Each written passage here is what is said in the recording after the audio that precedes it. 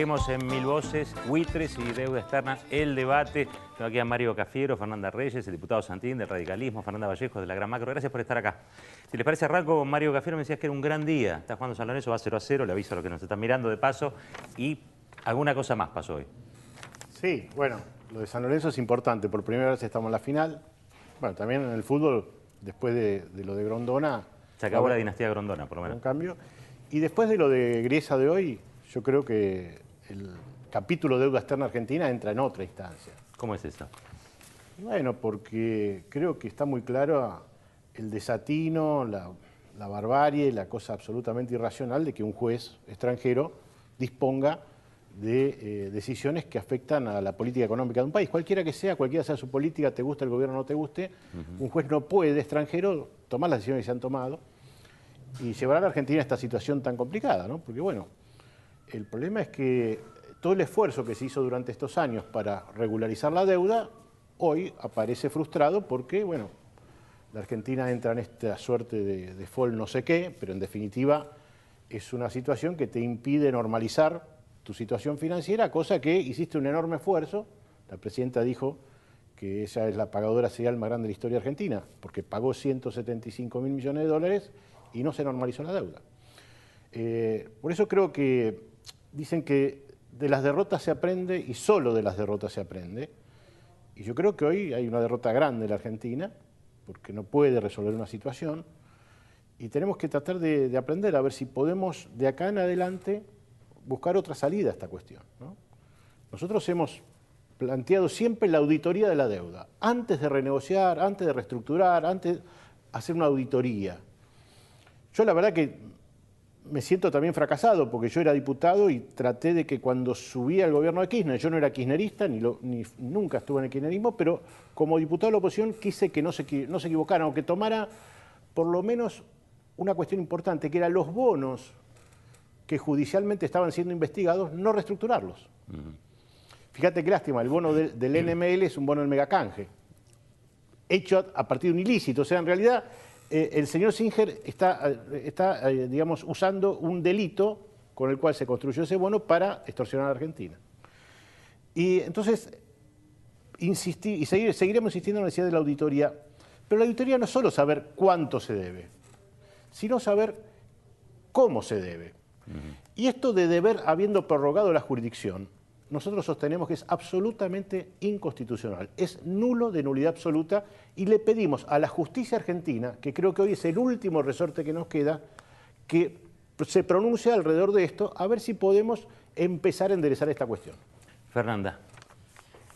Bueno, sí, la verdad que es un día bastante particular. Yo muy futbolera no soy, así que no en términos futbolísticos, pero sí en términos de deuda. A mí...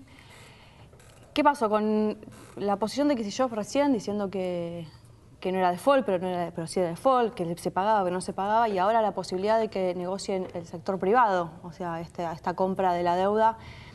Lo que también nos muestra es qué nivel de incertidumbre con el que hemos vivido durante todos estos años y estos últimos meses en particular, ¿no?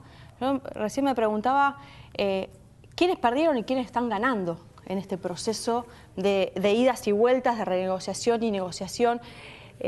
Cada día que hay un cambio de posición o hay un cambio por lo menos de rumbo, vos tenés o perdés 10 puntos o ganas 10 puntos en la Argentina, en los bonos. Entonces, la Argentina pareciera que termina siendo más un país que recibe inversión financiera especulativa que una inversión financiera a largo plazo y que de bajo riesgo. Porque lo cierto es que todos aquellos que realmente quieren invertir en Argentina con bajo riesgo, ante esta situación se ven totalmente colapsados y prefieren sacar ese nivel de inversión en el país. Entonces, la verdad que no es bueno para el país que entremos en default, no es bueno que estemos viviendo lo que estamos viviendo. Yo en esto coincido con Mario. Durante todos estos años hay muchas cosas que no hemos aprendido. O sea, la negociación de la deuda en el 2005, donde entramos a un canje, pero que pusimos como cláusula, bueno, el cupón PBI, que también generó, yo creo que no hay pérdidas, muy pocos han perdido en este canje, pero también puso una cláusula bastante complicada, que hoy nos lleva a este nivel de negociación que también digo, una negociación que se hizo en el 2005 nos termina repercutiendo en la actualidad con el mismo gobierno y pareciera que no tenemos salida. Y lo cierto es que me parece que la Argentina deberíamos empezar a tener posibilidades de salida sin tener que estar siempre en la montaña rusa. O sea, pareciera que siempre estamos a punto de caer en el final del proceso cuando creo y estoy convencida que durante todos estos años podríamos haber hecho las cosas distintas, por lo menos generando un mayor nivel de certidumbre. Sin certidumbre, y esto no significa ni entregarse, no. Sin certidumbre, sin tener un horizonte claro, lamentablemente lo que nos termina pasando es lo que nos ocurrió hoy. Eduardo. A mí lo primero que me gustaría plantear es que yo no enfocaría nada más que sobre Griesa. Es decir, me parece que ahí hay un fallo de Griesa, hay un fallo de la Cámara y un fallo de la Corte. Entonces esto de la justicia norteamericana, que aparte no aparece como una justicia independiente. Digo, la realidad es que esto que algunos se rompen las vestiduras planteando que la justicia de Estados Unidos es independiente, es una justicia que ha jugado, digamos, decididamente a favor de un sector, de un lobby, de intereses económicos puestos en juego. Ese me parece el primer nivel. El segundo me parece que yo no soy kirchnerista, soy radical, pero en general he compartido, es decir, la renegociación de la deuda y he compartido la política de desendeudarse. La realidad me parece que está bien que nosotros no hayamos entrado en esta decisión a la cual nos quisieron forzar, que era que hoy se acababa el mundo y que hoy que había que pagar, y si no se pagaba hoy, digamos, entrábamos en hecatombe, porque me parece que lo peor que le podía pasar a la Argentina es entrar en la cláusula Rufo.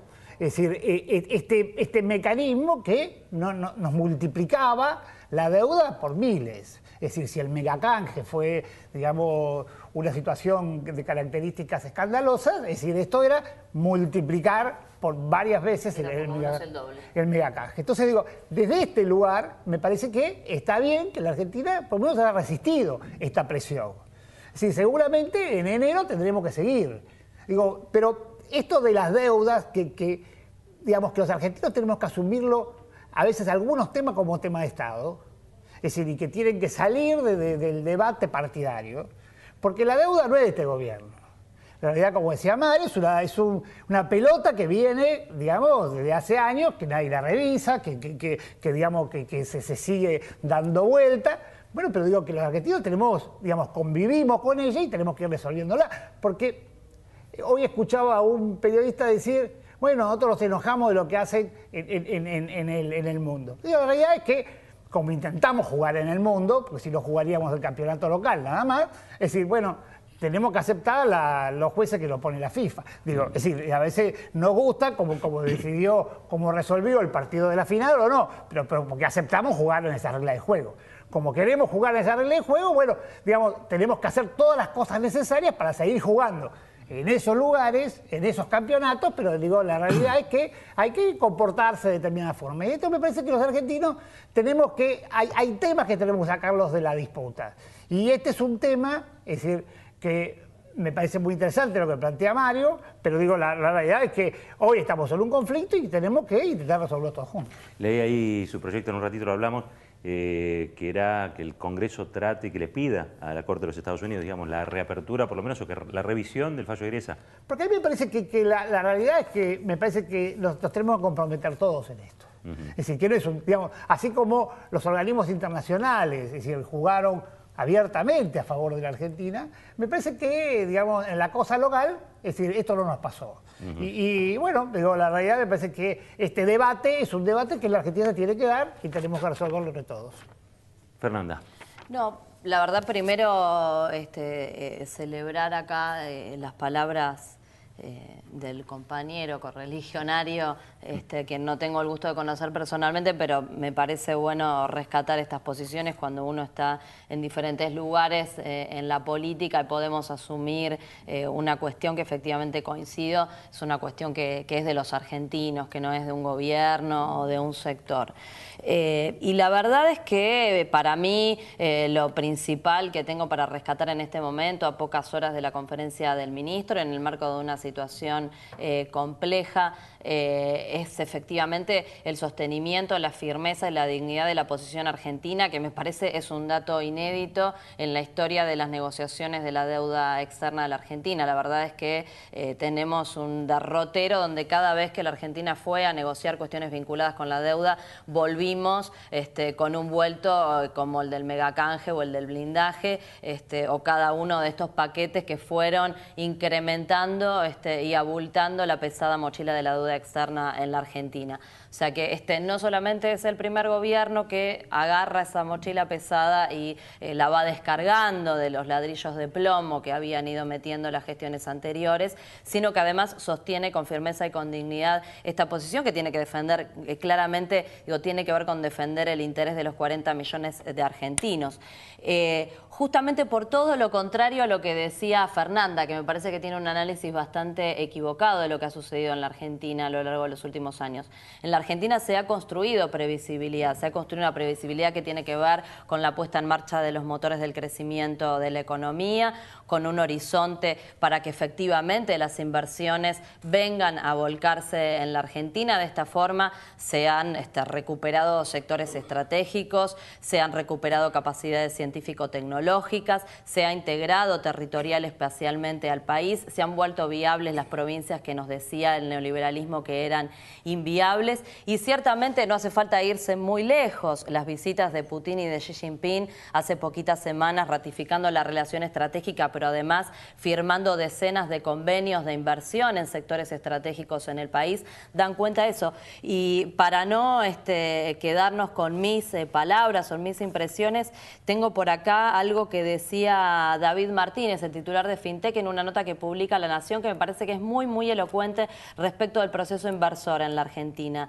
Se refería a las inversiones billonarias, dice, que hicieron durante la última década, y seguimos trabajando para redoblar el esfuerzo. Es una apuesta consistente y de largo plazo, fíjate cómo están las antípodas de lo que vos planteabas, basada en los sólidos fundamentos de crecimiento del país. La Argentina es el mejor crédito de la región, sostiene. Si ocurriera el comentado default, la cotización de mercado de ciertos valores podrían verse afectados en el corto plazo, pero eso no cambia en nada los fundamentos de esas inversiones. Y cierra con una visión optimista Martínez: cualquiera sea el camino por el que desenlace este litigio, el proceso de reincorporación de Argentina a los mercados internacionales será acelerado por su indiscutible solvencia financiera, que es lo que se ha construido con esta política de desendeudamiento de la que se hablaba antes, y la firme y probada voluntad de pago de su gobierno. Parece que es muy, muy cristalizador de la visión de alguien que desarrolla inversiones en el sector real de la economía, y uno podría hablar acá de la minería, del sector nuclear, del sector naval, de la industria en cualquiera de sus vertientes. A ver, antes de seguir, yo tengo acá una duda, me imagino muchos de los que están mirando se ven a hacer lo mismo. Un grupo de bancos se reúne, es Adeva, el presidente es Brito, y dice: vamos a juntar para empezar 250 millones de dólares y vamos a tratar de comprar o una garantía de los buitres o el juicio de Griesa allí en los Estados Unidos.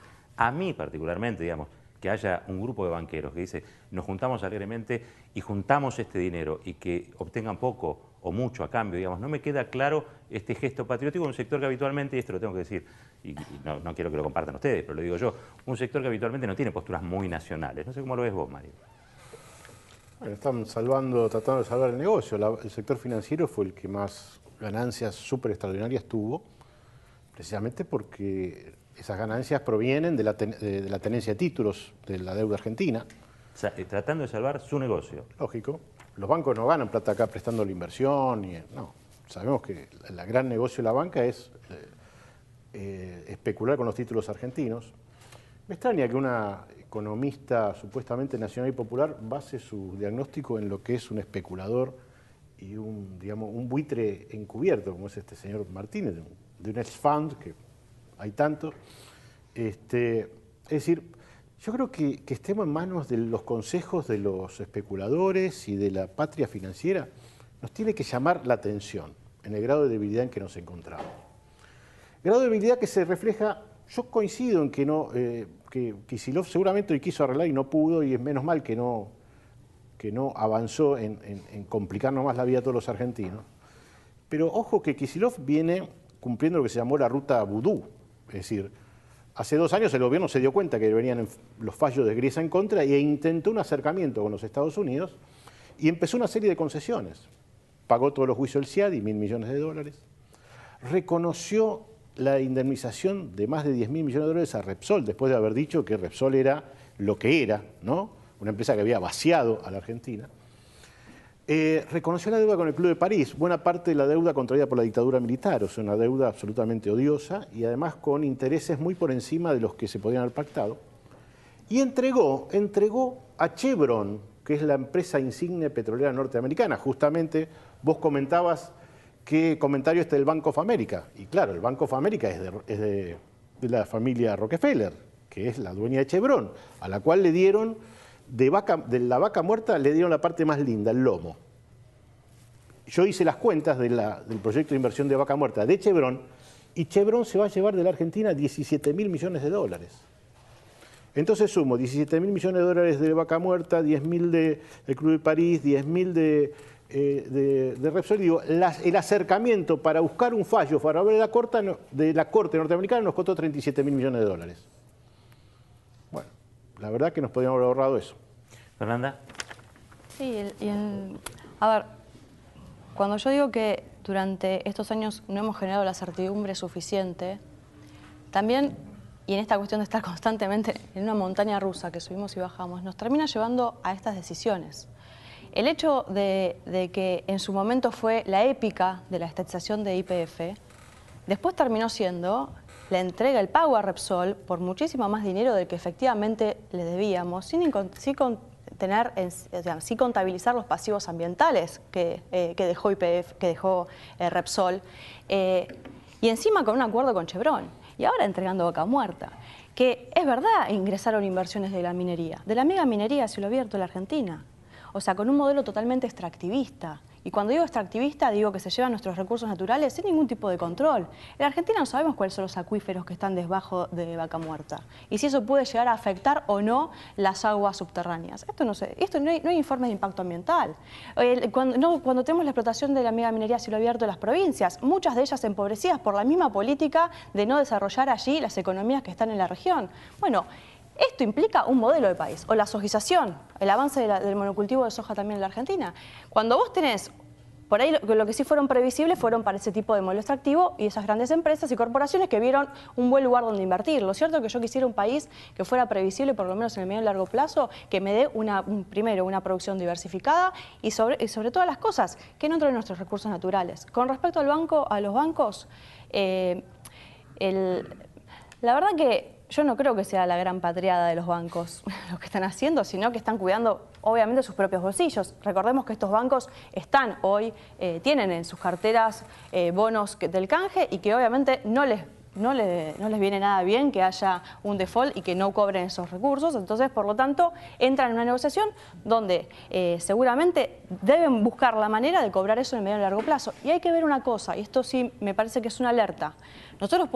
Se puede resolver la cuestión con los bancos ahora, en este mes. Ahora, bien después del pago de septiembre y la posibilidad que este fallo sea tomado por otras personas que quedaron, los otros acreedores, que son los 7.000 millones, que también están en jurisdicción de Estados Unidos y que por lo tanto pueden venir a reclamar lo mismo que reclamaron los de hoy. Entonces, la verdad que yo creo que es el minuto a minuto y vamos a ir viendo cómo va evolucionando y hasta enero y para adelante vamos a tener bastante también. A ver, voy a ir a Fernanda, que la aludieron, digamos, en algunas cuestiones. Después voy con usted, Eduardo. Bueno. Fernanda, no sé si querés contestar. Sí, no, la verdad que digo, me parece que muchas de las cosas que se hablan tienen más que ver a veces con el relato que uno escucha en los medios que con la realidad de la Argentina. Digo, la verdad, hablar de este lugar de la falsa ecología de la que habla Fernanda, evidentemente tiene que ver con no ir y recorrer las provincias. No, como y recorro ver las provincias la y veo. evolución. Además, hablar con no la se gente de las nota porque provincias. si fueras a las Sí, provincias voy a todas. y vieras, Voy a si hubieras todas. ido y visto lo que eran antes las provincias. Una referente ambiental conocida en toda la cordillera argentina. Te equivocaste. Bueno, con esto mirá, te equivocaste con sí, Fernanda. está bien. Hay cada referente de cada cosa. La verdad pero no la que puedes acusar cómo de se que construyen las referencias no la puedes dice acusar de no haber demasiado de recorrido la nada. cordillera. Y además me parece Martina. que no necesita que la defiendas, Mario, así que te agradezco que me dejes terminar. Un testigo de cargo. Digo, no, la verdad es que el desarrollo en las provincias argentinas realmente cualquiera que de verdad haya recorrido las provincias, sabe que lo que se ha construido a lo largo de estos años es justamente un horizonte de previsibilidad que tiene que ver con el empleo, que tiene que ver con la posibilidad del acceso a una vida digna. Digo, a las provincias les ha llegado el agua, les ha llegado la luz, les ha llegado el gas. Esto es las condiciones de vida de las personas y lo que en definitiva nos interesa. Y la verdad que hablar de falta de previsibilidad en un país que ha sostenido a lo largo de 11 años una política coherente que nos ha permitido garantizar tasas de crecimiento aceleradas, con un proceso de redistribución del ingreso, con generación de empleo, donde hemos pasado del 25 al 7% en nuestra desocupación, donde hemos reducido del 55 al 30% la informalidad laboral. Digo, si no tenemos la capacidad de mirar estas que son las verdaderas variables importantes que la economía tiene que atender y nos dejamos llevar por los titulares de los medios, me parece que estamos cerrando la mirada y estamos entonces equivocándonos y no entendiendo qué es lo que de verdad estamos defendiendo cuando discutimos también con los buitres, porque lo que estamos defendiendo es justamente la posibilidad de seguir consolidando ese sendero de crecimiento, de desarrollo y de la consolidación definitiva de ese desarrollo económico-social para la Argentina. Eduardo, cierro con usted y tengo una pregunta para todos, muy cortita, tiene que ser 20 segundos cada uno. Pero dejame No, sí, pero la pregunta se la tiro primero a todas y la van pensando y me hacen 20 segundos nada más. Y tiene que ver con cómo va a ser el país mañana, después del default selectivo, no default, no hubo acuerdo. ¿Cómo va a ser el país mañana? Volvemos a lo que estábamos hablando antes. También, digo, es decir, la realidad es que una cosa es que hablemos del desendeudamiento del país, que hablemos de cómo se renegoció un default. A otra cosa es decir que resolvimos los problemas de la Argentina. Y eso también forma parte de un relato del cual yo no compro específicamente. Digo, la realidad es que la Argentina tuvo un desarrollo los primeros años de este gobierno y ha cambiado absolutamente la tendencia en los últimos 4 años, por lo menos. Es decir, hay un cambio profundamente de tendencia que tiene que ver con el aumento de la pobreza, tiene que ver con que está aumentando la desocupación, que hay problemas económicos. Digo, si la realidad sí es cierto, pero no importa. Digo, la realidad es que, digamos, los relatos hay que ponerlos en la práctica. Digo, bueno, pero cierto, es cierto que aumentó la desocupación en los últimos años es un relato que no se condice ni con la realidad ni con ningún dato. No, traeme un dato, no existe ningún dato en la Argentina de que crezca la desocupación. Tomá los datos del Ministerio de Trabajo. No, señor, los datos del Ministerio de Trabajo no dicen eso. Los datos del INDEC, los datos del ANSES, digamos, con los aportantes, lo que quieras tomar, pero independientemente de eso, discúlpame, digamos, la realidad es que, es decir, un tema, vale criticar, no vale criticar, no vale tener un relato que se suben a la deuda, al problema de la deuda, que es un problema. El problema de la deuda, que es un problema de Estado, es decir, se sube para hacer un relato que no tiene que ver con esto específicamente. Bueno, a ver, el segundo tema es los bancos no vienen. Acá hay un tema muy grave, porque los bancos, como decías vos, no vienen a hacer una patriada. Entonces, por lo tanto, es decir, si terminan comprando la deuda, es decir, y esto nos posterga la negociación a enero del año que viene, en enero estamos negociando con los bancos. Entonces quiero saber yo cómo vamos a hacer con los bancos. Digo, porque la negociación con Repsol la terminamos como la terminamos, la negociación con el Club de País la terminamos como la terminamos, la negociación con el CIAI la terminamos como la terminamos, que no fueron patriadas, es decir, heroicas, como es la que estamos discutiendo ahora. Entonces digo, es decir, la realidad, yo espero que la negociación con los bancos en enero sea absolutamente distinta. Es cierto, ahí yo una mínima corrección de eso, es cierto que todas esas cuestiones, no sé si se resolvieron del todo bien, del todo mal, pero alguien tenía que tomar el toro por las astas y pagar, o por lo menos llegar a un tipo de acuerdo. Digo, son cuestiones que vienen de muchos años. Simplemente digo como para, de alguna manera, poner un marco a cierto tipo de resoluciones que cuando el gobierno no las toma se lo critica porque no las toma, y cuando el gobierno las toma se lo critica porque las toma. Digamos. Esto también es una realidad. Chiquitito con el tema Repsol. Tengo 15 segundos para cada uno con la pregunta final. Con la pregunta final, porque si no, nos chiquitito, matan. Bueno. 10.000 millones nos reclamaba Repsol ante el CIADE y terminamos pagando la mitad. Y recuperamos la capacidad de reconstruir nuestra soberanía energética. Me parece que 15 segundos cada uno. ¿Cómo es mañana el país? Bueno, ojalá que esto sirva para, fundamentalmente, que el gobierno recapacite y repiense una estrategia mucho más realista, no guiado en las cifras del INDEC que consulta Fernanda, sino en la realidad. Cuidado, en enero no pasa nada. Acá no es solo la cláusula Rufo.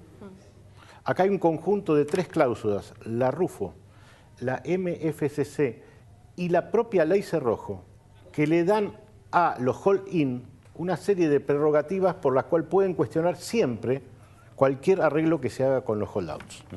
Esto se ha empiojado, para ser concreto, y es un terreno minado. Le pido al gobierno que sea muy cauteloso con cualquier decisión que vaya a tomar y le pido a la justicia argentina y al Parlamento que intervenga en este asunto. La aludida y me tengo que ir. No, déjame...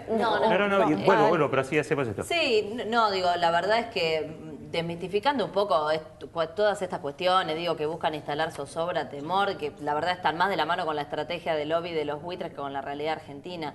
Mañana no va a pasar nada, tenemos, me parece, que tener la tranquilidad de justamente, digo, poder estar sosteniendo una posición de firmeza, porque si eso no se hubiera dado, entonces sí, la Argentina estaría en un problema de dimensión. Cortito, mañana vamos a tener los mismos problemas que hoy.